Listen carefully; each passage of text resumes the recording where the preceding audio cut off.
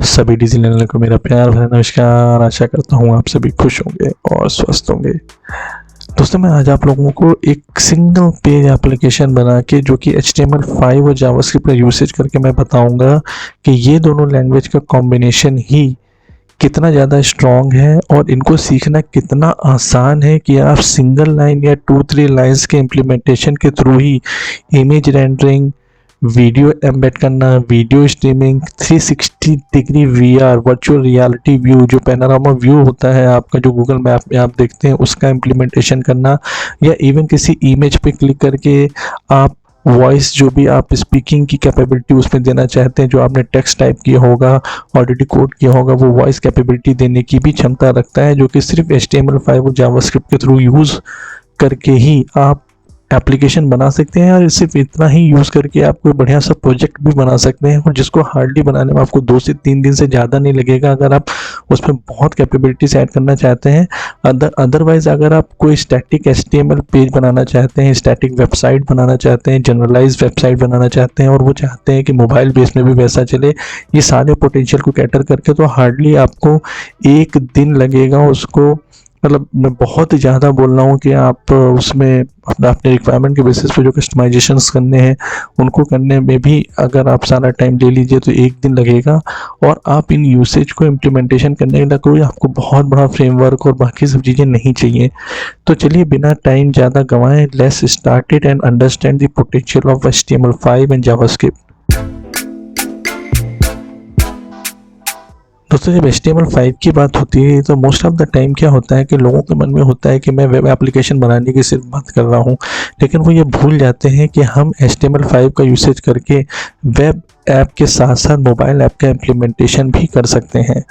क्यों? क्योंकि देखिए, तो इन जनरल अगर मैं मोबाइल ऐप की बात करता हूँ तो वहाँ पे आप जब नेटिव एप्लीकेशन बनाते हैं, नेटिव एप्लीकेशन का मतलब होता है एंड्रॉयड और iOS का एग्जांपल लेते हैं जो आजकल डोमिनेटिंग सॉफ्टवेयर्स हैं, डोमिनेटिंग ऑपरेटिंग सिस्टम्स है ऐप बनाने के लिए।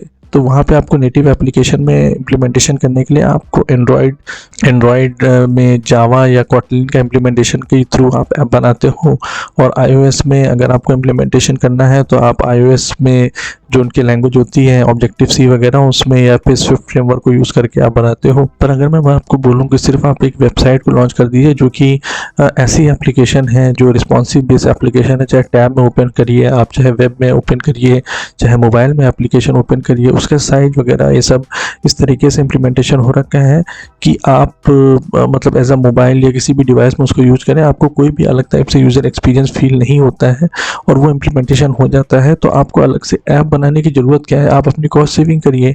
एक ही लैंग्वेज कोड होगा आपका जो हर मोड में चलेगा, सिर्फ आपको URL ही पब्लिश करना है और उस URL के बेसिस पे आप मतलब सारी चीज़ें प्रोवाइड कर रहे हैं, होस्टिंग कर दे रहे हैं आप, तो आपको ऐप अलग से बनाने की ज़रूरत नहीं है। ठीक है, तो रिक्वायरमेंट जो होती है आप उसको यूज़र को किस तरीके से इम्प्लीमेंटेशन करके देते हैं ये आपके ऊपर डिपेंड करता है। क्योंकि कई बार सिर्फ दिखावेबाजी के लिए आप पैसे भी ज़्यादा कॉस्ट करेंगे अपने यूज़र्स को और फिर 2 कोड बेस बनाएंगे, वो सही आइडिया नहीं रहता है। और वहाँ पे भी क्या हो सकता है, अगर आपको नेटिव बेस इन जनरल बनाना भी है तो आप नेटिव बेस में सिर्फ ब्राउज़र ओपन करके आप जो आपका URL है जिसमें आपने HTML5 के बेसिस पे इम्प्लीमेंटेशन किया हुआ है, आप सिर्फ उस URL को वहाँ से डायरेक्टली कॉल कर सकते हैं जहाँ पे HTML5 वगैरह का यूसेज करके आपका सारा कोड का इम्प्लीमेंटेशन होगा। और कभी इनकेस ज़रूरत हुई जो आपको फीचर्स यूज़ करने हैं कैमरा वगैरह जैसे, तो वो खाली इम्प्लीमेंटेशन आप कर सकते हो हाइब्रिड मोड में, ताकि आपकी डिवाइस के बेसिस पे उसमें परमिशन मिल जाती हैं, उनको एक्सेस करने के जो स्पेशल फीचर्स होते हैं वो इम्प्लीमेंटेशन आप खाली कर सकते हो। तो क्या होगा, मोस्ट ऑफ द कोड जो आपका बेसिक कोड होगा जो आपकी ई-कॉमर्स से या कोई भी, मान लीजिए फॉर एन एग्जाम्पल अमेजोन के एग्जाम्पल की बात करते हैं, उनको चलाने के लिए आपको कार्ट वगैरह में कोई वैल्यू ऐड करते हैं, आप उसकी डिटेल्स शोकेस करते हो, सब HTML5 में करिए। लेकिन कहीं पे भी आपको फ़ोटो अपलोड करनी है, उसकी कैमरा का फीचर ऐड करना है, तो आप नेटिव कोड में खाली उतना इम्प्लीमेंटेशन कर दीजिए। ठीक है, तो इस तरीके से आप हाइब्रिड मोड में भी एप्लीकेशन बना सकते हैं। लेकिन मोस्ट ऑफ दी एप्लीकेशंस अगर आपके जनरलाइज बेसिस में है, कोई पर्सनलाइजेशन नहीं करना है उसमें, तो उसमें मुझे नहीं लगता है कि आपको पाइथन, जावा या जो भी वेब एप्लीकेशन PHP और ASP.NET ये सब यूज़ करने की ज़रूरत है। अगर आप स्टैटिक पेज मान लीजिए ट्रैवल ब्लॉग बनाते हैं तो उसमें आप जनरलाइज बेसिस पे भी एप्लीकेशन को बना सकते हैं। और उनको बनाने के लिए अगर आपको मैंने जो स्पेशल फीचर्स बताए हैं अभी पीछे, जैसे मान लीजिए आपको इमेज रेंडरिंग करनी है, वीडियो सिर्फ यूट्यूब के ऐड कर देना है, मान लीजिए आपको या आपकी वीडियो की स्ट्रीमिंग करनी है, आपको 360 डिग्री वीआर व्यू करना है, वॉइस पिकिंग कैटेगरी डालनी है, तो भी इम्प्लीमेंटेशन करने के लिए आपको कोई बहुत बड़े फ्रेमवर्क को उन सब के इम्प्लीमेंटेशन करने की ज़रूरत ही नहीं है। तो HTML5 की सबसे बड़ी खूबसूरती यही है कि अगर आप चाहें तो नोटपैड में भी उसको बना सकते हैं कोडिंग वगैरह, बहुत सिंपल बेसिस में आप नोटपैड में भी स्पेशल शेप कर सकते हैं। और जो फ्री फ्रेमवर्क्स होते हैं आपके जैसे विजुअल स्टूडियो वगैरह, उन सब में भी आप कोडिंग कर सकते हैं और अपनी वेबसाइट को लॉन्च कर सकते हैं। और आप उस पर थोड़ी बहुत सेटिंग कर सकते, आप विड्थ हाइट वगैरह स्पेशली सेट करके आप सिर्फ उस एप्लीकेशन को इस तरीके से बना सकते हैं कि वेब या मोबाइल ऐप किसी में भी वो रेंडर हो सकता है उस पोजीशन के बेसिस पे। अगर आपको कुछ स्पेशल कंडीशन इसमें डालनी है, रिकॉग्नाइज करना है कि मतलब ये मोबाइल से कॉल आ रही है कि वेब से कॉल आ रही है, किसी और डिवाइस से कॉल आ रही है, तो वो भी आप जावास्क्रिप्ट के बेसिस पे कर सकते हैं। हालांकि आजकल क्या होता है कि हम बूटस्ट्रैप CSS का जब यूज़ करते हैं तो वो ऑटोमेटिकली रेंडरिंग बहुत प्रॉपर कर देता है हम लोगों के लिए, चाहे आप किसी भी डिवाइस पे ओपन करें, वेब रिस्पॉन्सिव एप्लीकेशंस बना देता है। तो आप उस CSS को यूज़ करके और HTML5 और जावास्क्रिप्ट के साथ में एम्बेड कर सकते हैं, ताकि आपकी स्टैटिक वेबसाइट इतनी बढ़िया बन जाएगी कि आपको लगेगा ही नहीं कि मेरे को क्यों अलग से एंड्रॉयड iOS की कोडिंग के लिए अलग से कोडर्स और डेवलपर हायर करने हैं, 2 कोड बेस मेंटेन करने हैं। कहीं पे भी आसानी से आप होस्टिंग करिए और वो हर डिवाइस में, हर वेबसाइट वगैरह में आपके रीचेबल हो जाएंगे। और अगर आप उसको कल को किसी पब्लिक क्लाउड में उसको एज्योर वगैरह में आप उसको होस्टिंग कर देते हैं तो स्केलेबिलिटी और अवेलेबिलिटी वगैरह जैसे एडवांटेजेस को भी अचीव कर सकते हैं। तो चलिए मैं आपको कोड करके दिखाता हूँ कि ये कितना ज़्यादा आसान है। आपकी जो मैंने फीचर्स यहाँ पे बताए हैं सिर्फ 2-3 लाइनों में या 4 लाइनों में यूज़ करके, HTML5 वगैरह को यूज़ करके, जावास्क्रिप्ट के कॉम्बिनेशन के साथ में ये सारे फीचर्स आप सिंगल पेज में भी बना सकते हैं या आपको छोटा सा प्रोजेक्ट, मिनी प्रोजेक्ट भी बना सकते हैं अपनी यूसेज के बेसिस पे और उसका इम्प्लीमेंटेशन कर सकते हैं। तो आपको बहुत अच्छे से समझ में आएगा, फील आएगा और आपके अंदर एक कॉन्फिडेंस भी आएगा कि देखिए मैं उन सभी फ्रेशर्स को रिकमेंड करना चाहता हूँ इसको देखना, क्योंकि बहुत से ऐसे फ्रेशर्स होते हैं जिनका बैकग्राउंड नहीं होता है कोडिंग का, बहुत डरते हैं कि मैं कैसे सीखूंगा। तो HTML5 इतनी प्यारी लैंग्वेज, इतनी बढ़िया लैंग्वेज है कि ये कोई भी समझ सकता है आसानी से। और थोड़ा बहुत कॉन्फिडेंस गेन जब आपके अंदर आ जाएगा इसको इम्प्लीमेंटेशन करने के बाद, तो लोग आपको मतलब रिस्पेक्ट देंगे, आपके अंदर खुद चाहत बनेगी मैं और ज़्यादा सीखूं धीरे धीरे। और देखिए कहीं ना कहीं एक बेस HTML5 हमेशा होता ही है। आप कोई भी एप्लीकेशन, वेब एप्लीकेशन के लिए बनाए और हाइब्रिड मोबाइल ऐप के लिए बनाए, तो देखिए आउटपुट क्या आ रहा है आपका HTML5। तो कल को अगर आप रिएक्ट यूज़ करते हैं, पाइथन यूज़ करते हैं, जावा यूज़ करते हैं, एंगुलर यूज़ करते हैं, वो सभी के सभी का मेन एक काम होता है कि जो रिस्पॉन्स वापस आता है सर्वर से वो HTML फॉर्मेट में ही वापस आएगा। जब तक वो कन्वर्ट नहीं होगा तब तक ब्राउज़र में डिस्प्ले ही नहीं होगा। तो फाइनली अगर आपकी HTML स्ट्रांग होगी, बेस आपका स्ट्रांग होगा, मैं बहुत से ऐसे लोगों को देखता हूं जिनको आज तक यही नहीं समझ में आता है कि मैं HTML में कोई डिव लगा रहा हूं, कोई आर्टिकल लगा रहा हूं, कोई हेड फुटर लगा रहा हूं, वो लगा किस चीज़ के ले रहा हूं। ठीक है, तो ब्लाइंडली उसको ना फॉलो करें। बहुत आसान लैंग्वेज है पर इसका बेस स्ट्रांग होना बहुत ज़रूरी है। किसी भी फर्दर फ्यूचर पर्सपेक्टिव में आप बहुत अच्छे डेवलपर्स, अगर वेब डेवलपर बनना चाहते हैं या हाइब्रिड मोबाइल ऐप डेवलपर बनना चाहते हैं, तो इसकी कैपेबिलिटीज़ को समझें, इसके पोटेंशियल्स को समझें। ठीक है, तो चलिए स्टार्ट करते हैं। मैं आपको कोडिंग दिखाता हूँ, देखिए कितना आसान है इसमें कोडिंग करना और ये सब चीज़ें कैसे अचीव करी जा सकती हैं। तो देखिए मैंने विजुअल बेसिक स्टूडियो कोड यहाँ पे लिया है। विजुअल बेसिक स्टूडियो कोड आपको फ्री वेयर है, एक तरीके से आसानी से मिल जाता है। यहाँ पे न्यू फाइल में आप क्रिएट करिए। टेक्स्ट फाइल को मैंने सेलेक्ट किया, यहाँ से लैंग्वेज आप सेलेक्ट कर सकते हैं जिस भी लैंग्वेज में आप इम्प्लीमेंटेशन करना चाहते हैं। तो यहाँ से मैंने HTML5 जो स्टैंडर्ड है आजकल इस तरीके से उसको मैंने फॉलो किया। अब यहाँ पे मैं अगर कोड करता हूँ या इसको सेव करता हूँ तो ये देखिए बाय डिफ़ॉल्ट मेरे को HTML5 save as a type में दिखाई दे रहा है ना। लोकेशन वगैरह आप सेट कर सकते हैं जहाँ पे भी आपको सेव करना है। और इस टाइप को अगर आपको चेंज करना है तो उस टाइप में सेव एज अ टाइप के अंदर टाइप करके भी आप चेंज कर सकते हैं। देखिए अभी मैंने इसका नाम अगर सिंपल रखना है तो सिंपल रख के मैं सेव कर सकता हूँ। कोई लैंग्वेज अगर किसी और में सेलेक्ट करना है तो उस लैंग्वेज को भी मैं सेलेक्ट कर सकता हूँ। कल को अगर आप नोटपैड में इसको कोडिंग कर रहे हैं, है ना, तो आप इन्वर्टेड कॉमास के अंदर ही उसका नाम दीजिएगा .html करके, ताकि वो उसको .html की तरह सेव कर देगा। तो वो आप ओपन कर सकते हैं वेब ब्राउज़र वगैरह में देखने के लिए कि वो कैसी साइट बन रही है। तो अभी ऑलरेडी विजुअल बेसिक एडिटर अच्छा है, मैं इसमें इन्वर्टेड कॉमास हटा दूंगा, HTML टाइप से इसको सेव कर दूंगा और उसके बाद कोडिंग इसकी स्टार्ट करूंगा। ठीक है, तो मैं HTML5 में डायरेक्ट जंप करने को, उनके फीचर डायरेक्ट जंप करने के पहले थोड़ी सी बेसिक इन्फॉर्मेशन आपको दे देता हूँ, ताकि आपके लिए बहुत, अगर आप एकदम नए हैं कोडिंग स्टार्ट कर रहे हैं तो आपके लिए हेल्पफुल होगा। देखिए जो डॉक टाइप होता है, ये पहली लाइन होनी बहुत ज़रूरी है, क्योंकि डॉक टाइप भी बताता है ब्राउज़र को कि जो हमारा रिस्पॉन्स है किस टाइप का, वो कैसे लेते हैं। क्योंकि आप मान लीजिए कल को एक्सेल यहाँ पे लिख देते हैं, है ना, तो एक्सेल की तरह वो उसको डाउनलोड कर देगा। टेक्स्ट फाइल लिखेंगे, टेक्स्ट फाइल की तरह डाउनलोड कर देगा। ठीक है, ये देखिए मैंने लेस टेक्स्ट यहाँ पे लिखा, सिंपल बेसिक भाषा में। यहाँ पे आप जो भी कुछ लिख देंगे वो वहाँ पे एज अ टेक्स्ट ले लेगा और उसको उसने डिस्प्ले कर दिया वहाँ पे। ठीक है, अब हम लोग चलिए कोडिंग पे स्टार्ट करते हैं। टाइटल मान लीजिए उसका चेंज करना चाहते हैं। ठीक है, TITLE टाइटल उसका अगर यहाँ पे रखेंगे तो जो आपको ऊपर टॉप में जो नेम दिखाई देता है एप्लीकेशन का, वो टाइटल इस सिंपल टैग के थ्रू यूज चेंज हो सकता है। तो देखिए कितना आसान है सिर्फ टाइटल वहाँ पे लिखना।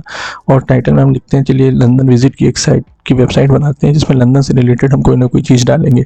तो विजिट लंदन, अब आप देखिएगा ऊपर simple.html था, रिफ्रेश में करूँगा, विजिट लंदन ऊपर आ गया इसका। तो ये इसका टाइटल हो गया। ठीक है, देखिए कितनी आसान है कोडिंग करना। इसमें जो भी आप डायरेक्टली बिना टैग के लिखेंगे वो वहाँ पे directly as a text print होता जाएगा। अब हम बनाते हैं यहाँ पे हेडर्स। देखिए हेडर्स होते हैं 6 टाइप के। H1 हो गया बहुत बड़ा हेडर, जो टॉप लेवल हेडर आप मान सकते हैं। हेडिंग्स वगैरह देने के लिए आप मान लीजिए जैसे राइटिंग करते थे, तो H1 यहाँ लंदन विजिट लिखा, मैं रिफ्रेश करूँगा, यहाँ पे देखिए लंदन विजिट लिख के आ गया, ये आपका हेडर हो गया। तो H1 2 3 4 5 6 ऐसे 6 हेडर्स आप बना सकते हैं। उतने ही छोटे छोटे टाइप्स उसके बनते चले जाएंगे, H1 से लेकर H6 तक डिसेंडिंग ऑर्डर में उसके साइज रिड्यूस होते जाएंगे। तो लंदन विजिट मैं टॉप हेडर मान लेता हूँ, H2 को मैं मानता हूँ एक सेकंड लेवल ऑर्डर का हेडर, जहाँ पे मैं इमेज गैलरी बनाऊंगा, वीडियो गैलरी बनाऊंगा, जो भी मैं बनाता जाऊँगा उसके बेसिस पे मैं H2 के अंदर वो डालता जाऊँगा। तो सब हेडिंग मान लीजिए आप इसको, यहाँ इमेज गैलरी बनाऊंगा और उसके बाद में मैं इमेज सोर्स को ऐड करूँगा। ठीक है, तो IMG इसका टैग होता है। स्पेस देखिए आप SRC लिखिए, is equal to inverted commas में जो भी आपकी इमेज है उसके बाद दे दीजिए। अब देखिए इसमें 2 चीज़ें होती हैं, टैग ओपन करके क्लोज करना जरूरी होता है। देखिए आप ऊपर H1 H2 टाइटल सबको मैंने क्लोज किया, राइट हैंड साइड में आप स्लैश लगा के इसका जो ठीक है, मैंने इमेज की यहाँ पे, ये देखिए मैंने यहाँ पे भी इमेज रखी है। अगर आप उसकी पोजीशन को देखना चाहते हैं तो आप प्रॉपर्टीज में जाइए। ठीक है, प्रॉपर्टीज में जाके आप देख सकते हैं उसका नाम क्या था, उसका टाइप क्या था। देखिए GIF टाइप है उसका, ये इसकी लोकेशन है और उसका नेम है लंदन। तो मैंने ये लोकेशन यहाँ ऑलरेडी पहले डाल रखे थे, लंदन और EF डालूंगा मैं, तो उसके बाद ये इमेज वहाँ पे रेंडर हो जाएगी। ठीक है, ये देखिए GIF आपके यहाँ पे रेंडर हो गई। देखिए कितना आसान है एक इमेज को रेंडर करना। तो ये तो मोस्टली ज़्यादातर लोगों को पता होता है, लेकिन जो एकदम ही नए हैं वो पहली बार यहाँ पे आ रहे हैं तो इनको देख सकते हैं। फिर मैं और एडवांस टेक्निक बताऊंगा जो कॉमन HTML लोग भी नहीं करते हैं। देखिए विड्थ हाइट वगैरह भी सेट कर सकते हैं आप, 100% सेट करेंगे तो पूरे पेज में रेंडर हो जाएगा। और पिक्सल में देखिए होता है क्या, पिक्सल होता है आप मान लीजिए छोटे छोटे रोज एंड कॉलम्स से डिवाइडेड होता है। 100 पिक्सल का साइज आप यहाँ देखिए कितना छोटा हो जाता है। तो इसके बेसिस पे आप अंदाजा लेके 100 200 300 400 जो आपको लगता है वो साइज आप विड्थ और हाइट का किसी भी इमेज का दे सकते हैं। या अभी आने वाले कोडिंग में जो अभी मैं करने वाला हूँ उसमें वीडियो करूँगा तो वीडियो की दे सकता हूँ। तो ठीक है, अभी मैं इतना 300 पिक्सल लेके चलता हूँ इमेज के लिए। अब मान के चलते हैं वीडियो गैलरी में हमें वीडियो रेंडर करना है। तो जो आपके पास मान लीजिए वीडियो ऑलरेडी पड़ा है, सिर्फ उसको अगर सोर्स करना है आपको, तो HTML5 में ऑलरेडी एक वीडियो टैग मिला हुआ है जिसके थ्रू वीडियो टैग वीडियो की सोर्स पाथ देके, जैसे इमेज पाथ आपने दिया है आप वीडियो को भी रेंडर कर सकते हैं। ठीक है, ये पहले नहीं होता था HTML में। ठीक है, ओपन करके मैं इसको क्लोज कर दे रहा हूँ। अब मान लीजिए वीडियो यहाँ पे लंदन स्ट्रीट्स का मैंने वही लोकेशन लिया, इसकी नेम और टाइप ले लूँगा मैं। राइट क्लिक करके प्रॉपर्टीज में जाइए, आप देख लीजिए इसका फॉर्मेट क्या, एक्सटेंशन क्या है, MP4 फॉर्मेट है, लंदन स्ट्रीट नाम है। ठीक है, तो अब यहाँ पे जाइए, आप नाम लिखिए लंदन स्ट्रीट्स .mp4। ठीक है, अब आप यहाँ पे देखिए जब पहली बार ओपन करेंगे, विड्थ दे देते हैं, आई होप 600 ठीक रहेगा। देखिए आप कुछ भी अगर पिक्सल वगैरह नहीं लिखते, परसेंटेज नहीं लिखते, तो बाय डिफॉल्ट वो पिक्सल ही लेगा, ये बात आप ध्यान रखिएगा यहाँ पे। ठीक है, इसको रिफ्रेश करते हैं, ये देखिए यहाँ पे वीडियो है, लेकिन आप ये देखिए यहाँ प्ले करने का कोई चीज़ नहीं आ रहा, ना ही ऑटोमेटिक प्ले हो रहा है। तो एक कंट्रोल करके ये वो होता है, आप कह सकते हैं एट्रीब्यूट्स इसका। तो जब आप ये ऐड करेंगे तो देखिए आप जो भी जैसे यूट्यूब वीडियोस वगैरह में आप कंट्रोल्स देखते हैं तो यहाँ पे ये देखिए प्ले, ठीक है, साउंड वगैरह सब आपको आएगी, मैक्सिमाइज कर सकते हैं आप, साउंड म्यूट कर सकते हैं, ठीक है। आप अलग से किसी पिक्चर में भी इसको ओपन कर सकते हैं, ठीक है, फिर यहाँ पे प्ले कर सकते हैं, ठीक है। देखिए सिर्फ सिंपल एक एट्रीब्यूट मैंने कंट्रोल का ऐड किया और कितना बढ़िया फीचर, एक बढ़िया सा वीडियो आपका रेंडर हो गया। अब आप ये देखिए, अगर कल को आप चाहते हैं कि मैं किसी स्टैटिक जगह से लोकेशन से नहीं लेना चाहता हूँ, तो मान लीजिए किसी फोटो स्टॉक में चलते हैं और एक इमेज का यूआरएल लेते हैं, ठीक है। अब इसको ओपन कर लीजिए नई इमेज की तरह, नए टैब में ओपन कर लीजिए, पूरे पाथ को कॉपी करिए और उस पाथ को यहाँ पे इमेज में जैसे ही आप पेस्ट करेंगे, ठीक है, तो आप देखिएगा आपकी इमेज यहाँ पे पर्टिकुलरली उस लोकेशन से आ रही है। तो आपको कोई टेंशन लेने की ज़रूरत नहीं, कल को आपके पाथ में वो इमेज पड़ी है नहीं पड़ी है, किसी अगर जगह अलग से इमेज होस्ट होती है तो वो आपकी इमेज हमेशा वहाँ पे रहेगी जब तक वहाँ से हटेगी नहीं। तो मोस्टली आप अपने डोमेन के अंदर भी डायरेक्टली इमेज का पाथ यहाँ पे दे सकते हैं या किसी और से भी बाहर से ले सकते हैं। तो शटर स्टॉक, पैक्सल, ये सब काफ़ी फेमस ऑलरेडी स्टॉक है जो आप यूज़ कर सकते हैं इमेजेस वगैरह के लिए, ठीक है। तो उसके थ्रू आपका, अब देखिए मैंने वीडियो थोड़ा सा ऊपर कर दिया है, इमेज नीचे कर दिया थोड़ा सा साइट और अच्छी बनाने के लिए, ठीक है। तो देखिए 2 सिंपल लाइनों से आपका सिंपल इतना बढ़िया आपका कोड बन गया। मान लीजिए किसी यूट्यूब वीडियो पे चलते हैं और इसको आपको वहाँ पे एम्बेड करना है, ठीक है। ये आपका वीडियो चल रहा है लंदन सिटी टूर, आप यहाँ पे जाइए, एम्बेड पे क्लिक करिए, शेयर पे क्लिक करने के बाद एम्बेड, इसे कॉपी करिए और वहाँ पे जाके आप कोड डाल दीजिए। चलिए वीडियो का मान लीजिए कोड यहाँ से ये क्या किया जाए, चलिए वीडियो का कोड यहाँ से हटा देते हैं और ये एम्बेड वाला कोड डाल देते हैं, ठीक है। अब आप वहाँ पे जाके रिफ्रेश करिए, ये देखिए आपका यूट्यूब का वीडियो यहाँ पे एम्बेड हो गया। जैसे यूट्यूब चलता है वैसे आप यूट्यूब को यहाँ पे चलाइए,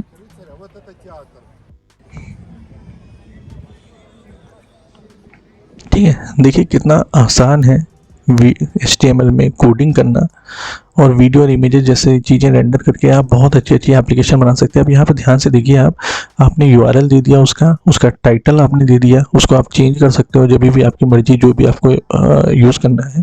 यहाँ पे आई फ्रेम यूज़ किया हुआ है।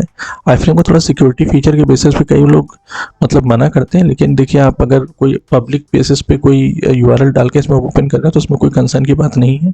यहाँ पे आपने देखिए अलाउ करके कमांड दिए हुए हैं जिनके बारे में आप डिटेल में गूगल कर सकते हैं और समझ सकते हैं मुझे क्या क्या फीचर्स वहाँ देने हैं क्या नहीं देने हैं, और उसके बेसिस पे आप मॉडिफिकेशन कर सकते हैं। चलिए मैंने अभी हटा दिया, अपना पुराना वही स्ट्रीमिंग वाला वीडियो डाल दिया है जिसको हम लोग देख सकते हैं। अब हम बात करते हैं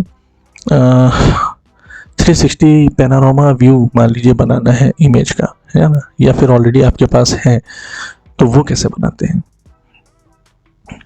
उसके लिए मैं एक जावास्क्रिप्ट का यूज़ करूँगा, वो मैं दिखाता हूँ आपको। पहले हम लोग यहाँ पे डाल लेते हैं, सब H2 फॉर्मेट में कर लेते हैं, ये H1 को ऊपर डाल देते हैं क्योंकि ये मेन हेडिंग है हमारी।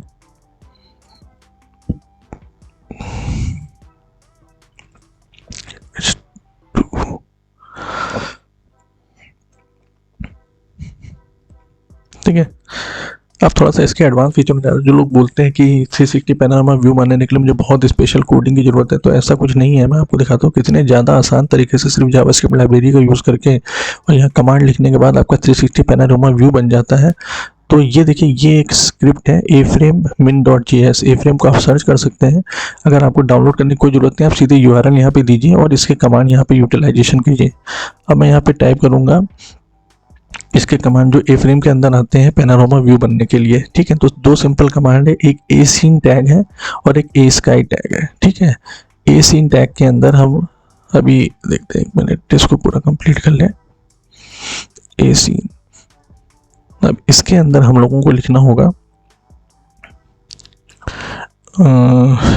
asky वाला टैग, ठीक है। तो जैसे इमेज का URL हमने दिया था वही इमेज का URL यहाँ पे देना। अगर आपके पास पैनोरामा व्यू वाली ऑलरेडी इमेज है तो वो उसको तो by default panorama image view में दिखाएगा ही दिखाएगा, पर आप स्टैटिक इमेज को भी पैनोरामा में कन्वर्ट कर सकते हैं यहाँ पे, ठीक है। तो अब मैं यहाँ पे डालता हूँ, पहले इसको टैग को क्लोज कर लो। अरे क्या कर रहा हूँ मैं, कॉमर्स के अंदर नहीं, यहाँ पे सोर्स आपका इमेज का आ जाएगा। इसको मैंने क्लोज कर दिया ए स्काई में, ठीक है। सोर्स के अंदर आप सिर्फ इमेज का पाथ दीजिए। तो अभी मेरे पास जैसे मान लीजिए यही वाला इमेज मैं ले लेता हूँ जो गैलरी में यूज़ किया हुआ था, ठीक है। इसको मैं पेस्ट करता हूँ यहाँ पे और मैं आपको दिखाता हूँ जो लंदन आई वाली इमेज थी, ठीक है।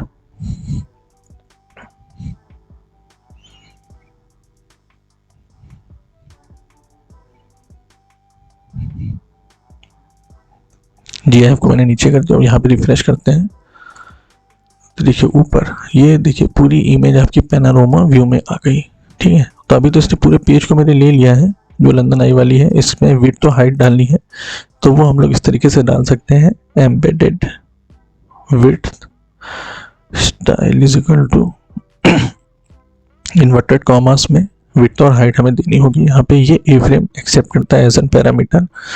100% विड्थ हाइट इसकी हो जाएगी, मान लीजिए कितनी ले लेते हैं इसकी हाइट, 300 पिक्सल कर लेते हैं इसकी। देखिए परसेंटेज पिक्सल अलग अलग भी आप दे सकते हैं, आपके ऊपर डिपेंड करता है कि किसको क्या देना चाहते हैं। कोलन यहाँ पे आएगा, सॉरी ये सीन में डालना होगा था, ठीक है। कहाँ गया, क्या गड़बड़ कर दिया मैंने, अरे सॉरी सेमीकोलन लगाना भूल गया, ठीक है। ये देखिए आपका यहाँ पे आपकी ये इमेज आ गई है पैनोरामा व्यू में, ठीक है। तो थोड़ा सा वो कम करते हैं इसकी परसेंटेज, आगे पिक्सल करते हैं इसे, ठीक है। एकदम परफेक्ट आ जाना चाहिए जहाँ तक है। ये देखिए ये आपकी पैनोरामिक व्यू में इमेज आ गई, ठीक है। VR देखिए यहाँ पे है, अगर आप VR पे क्लिक करते हैं तो कल को अगर आप मेटा मास्क जैसे जो भी ऑलरेडी मेटावर्स फेसबुक के वो सब आए हुए हैं ना डिवाइसेस, उनको यूज़ करेंगे तो आपको सीधे वर्चुअल रियलिटी लगेगा कि मैं वहाँ पे पहुँच गया हूँ। कहीं पे भी आप रोटेट करेंगे उस इमेज को मूव करके तो आपको ऐसा लगेगा कि मैं वहीं पे खड़ा हुआ हूँ। तो ये देखिए वर्चुअल रियलिटी का सिंपल सा पैनोरामिक व्यू भी अगर आपको इम्प्लीमेंटेशन करना है वो चीज़ भी हो गई है आप इतनी आसान तरीके से, ठीक है। देखिए कितना आसान है HTML5 और जावास्क्रिप्ट का कोड करके ये सब चीज़ें अचीव करना, ठीक है। अभी यहाँ पे मान लीजिए क्या करते हैं, पैनोरामिक व्यू देखिए यहाँ पे डाला मैंने नया। अब देखिए ये पैनोरामिक फोटोज थी मेरी, ये देखिए सिंपली तरीके से आप यहाँ पे 360 व्यू में अपनी पूरी इमेज रोटेट करके देख सकते हैं, ठीक है। तो देखिए इतना आसान हो गया। अब चलिए बात करते हैं कुछ और फीचर्स की। अगर आपको कल को मोबाइल बेसिस पे इम्प्लीमेंटेशन करना है, जैसे कि आप क्लिक करें और सीधे मोबाइल से कॉल हो जाए, है ना, आप व्हाट्सएप करना चाहते हैं, ये सारे फीचर भी कितने आसान है, सिंपल HTML5 में कोडिंग करके अचीव किए जा सकते हैं। उसको मैं अलग से कुछ कोडिंग करने के लिए आपको ज़रूरत नहीं है, ठीक है। तो यहाँ पे यहाँ पे 94501938 ये मैंने लिखा, टेलीफोन से कॉलिंग के लिए है ये, ठीक है। Simple link. तो कल को अगर आप ये एप्लीकेशन जो भी है वेबसाइट में वेब ब्राउज़र URL में चला रहे हैं डेस्कटॉप के अंदर, आप यूज़ करेंगे अगर यही ब्राउज़र जहाँ पे भी पब्लिश हुआ है, क्योंकि URL आप वहाँ पे डालेंगे ओपन करने के लिए, तो वहाँ पे अगर आपने मोबाइल से ओपन कर रखा है तो सिंपली उस लिंक पे क्लिक करेंगे कॉल मी, तो ये मोबाइल नंबर के साथ में आपकी कॉलिंग में आपके डायल पैड पे दिखाई दे जाएगा। तो कॉल करना है आपको वहीं से कॉल कर सकते हैं। व्हाट्सएप के लिए आपको इस तरीके से लिंक देना होता है, व्हाट्सएप कोलन और सेंड टेक्स्ट, यहाँ पे क्वेश्चन मार्क आता है शायद, सेंड हाँ टेक्स्ट क्वेश्चन मार्क, जो भी आपको मतलब इस तरीके से आपका व्हाट्सएप की आप ऐप ओपन हो जाएगा। अगर डेस्कटॉप में भी होंगे तो मैं आपको दिखाऊंगा, अगर आप डायरेक्टली वहाँ पे ब्राउज़र से भी व्हाट्सएप ओपन कर सकते हैं, ठीक है।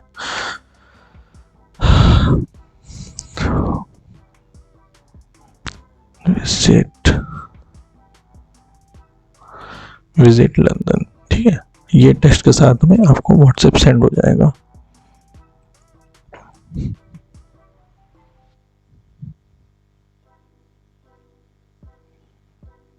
ठीक है, देख रहे हैं आप कितना आसान। अभी मैं दिखाता हूँ आपको, 1 मिनट इतना हो जाए, उसके बाद और क्या करा जा सकता है, ट्विटर, मान लीजिए ट्विटर में भी आपको ट्वीट करना है सिंपल, ठीक है। तो अगर आप मोबाइल में ओपन करेंगे तो ट्विटर का ऐप ओपन हो जाएगा अगर ऑलरेडी इंस्टॉल्ड होगा, अदरवाइज ब्राउजर में ओपन होकर आपका ट्वीट पे सीधे रिडायरेक्ट हो जाएगा। तो मान लीजिए मैं अपने ट्विटर हैंडल को लेता हूँ मालवीय प्रशांत, इसमें आप ट्वीट करना चाहते हैं तो बड़े आसानी से आप वो ट्वीट भी कर सकते हैं। तो चलिए एक बार इसको देखते हैं, रिफ्रेश करते हैं, सबसे नीचे आते हैं, सब चीज़ें। आप कॉल में पे क्लिक करेंगे, अभी मेरे ख्याल से वो कोडिंग शायद वहाँ पे गलत होगी, सेंड पे क्लिक करेंगे तो देखिए ओपन आपका व्हाट्सएप हो जाएगा। यहाँ पे डेस्कटॉप से भी व्हाट्सएप ओपन हो रहा है, मोबाइल से तो सीधे ही ओपन हो जाएगा। और ट्विटर पे क्लिक करते हैं तो देखिए ट्विटर पे रिडायरेक्ट हो गया, ठीक है। देखिए कितना आसान है सब कोडिंग करना, आपको कोई स्पेशल कोडिंग करने की जरूरत नहीं है। मतलब आप रेस्टोरेंट वगैरह के लिए भी आप कोई सिंपल सी पेज बनाना चाहते हैं तो वो भी हो सकता है, यहाँ पे डायरेक्टली आपको कॉल करके बुकिंग वगैरह की जा सकती है।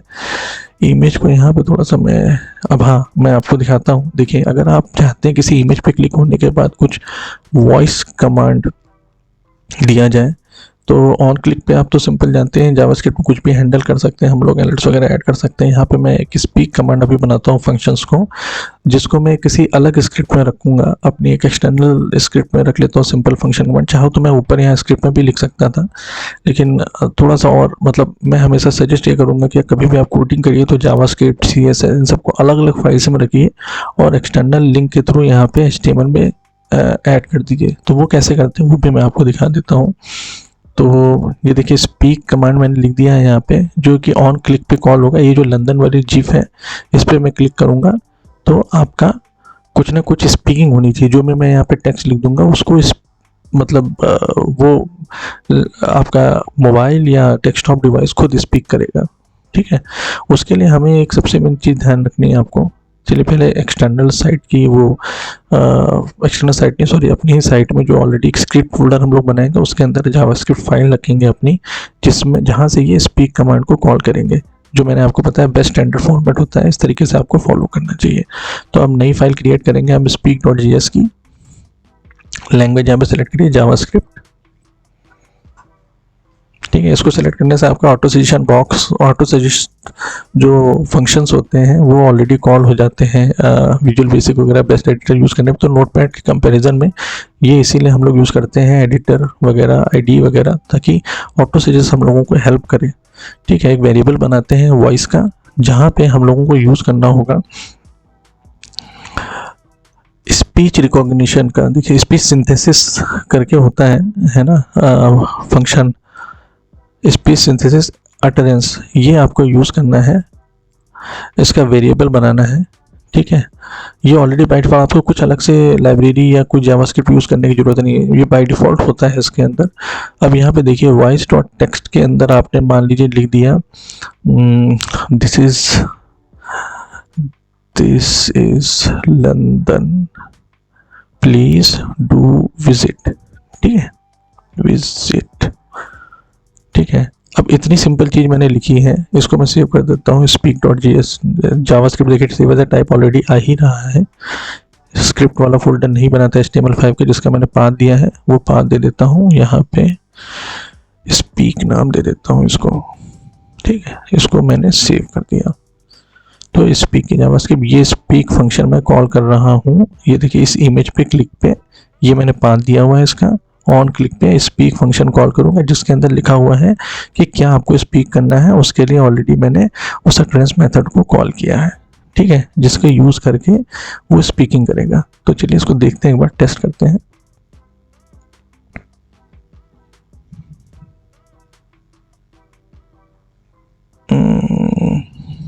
कुछ हो नहीं रहा है, इसका मतलब कुछ गड़बड़ हुआ है वहाँ पे। Let me check,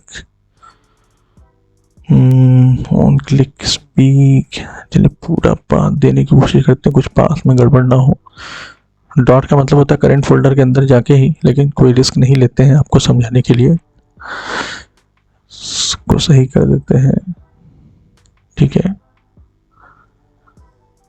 okay now let me check, नहीं हो रहा है, कुछ तो गड़बड़ है।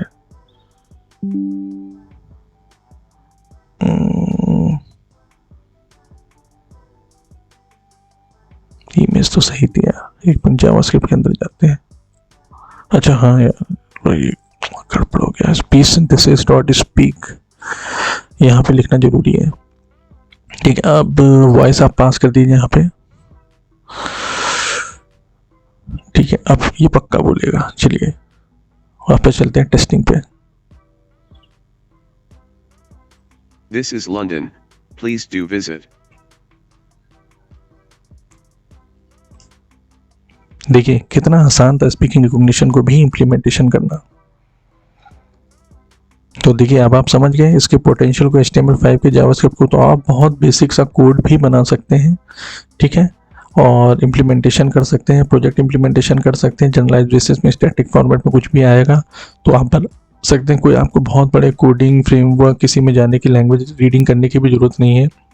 एज अ फ्रेशर आप इम्प्लीमेंटेशन करिए, बढ़िया सी साइट बनाइए, कॉन्फिडेंस गेन करिए। और स्टिल अगर आपको कोई डाउट होता है तो you can WhatsApp me, you can mail me any time your concerns. I will be really happy to answer you. Thank you so much.